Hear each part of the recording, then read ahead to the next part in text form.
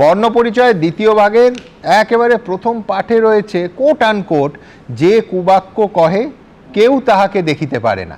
কিন্তু রাজনীতিতে, বিশেষ করে বঙ্গ রাজনীতিতে বোধহয় কুবাক্য ছাড়া বঙ্গ রাজনীতি আজকাল সম্পূর্ণই হয় না।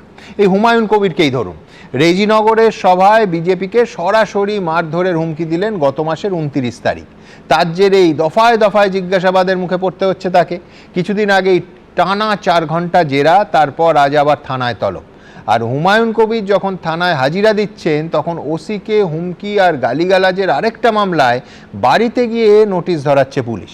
আমরা দেখুন চাই রাজনীতিতে কুকথার স্রোত, হুমকির এই থ্রেট কালচার পাকাপাকিভাবে বন্ধ হোক, এবং সেইখানে প্রশাসন যেন শাসক আর বিরোধী, আপোষ করা বিরোধী এবং লড়ে যাওয়া বিরোধী, এই তফাৎটাও না করে।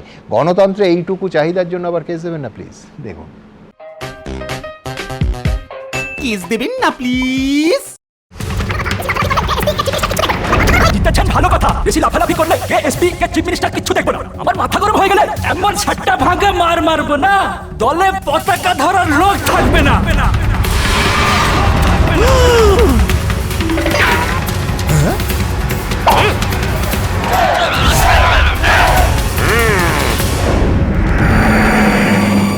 আর নয়, অনেক হয়েছে। এনা পিছে এনা।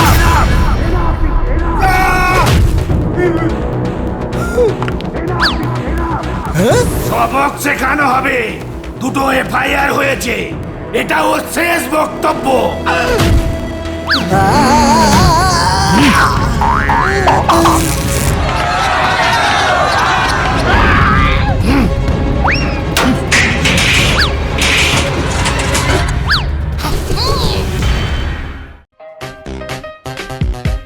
কিস দেবেন না প্লিজ।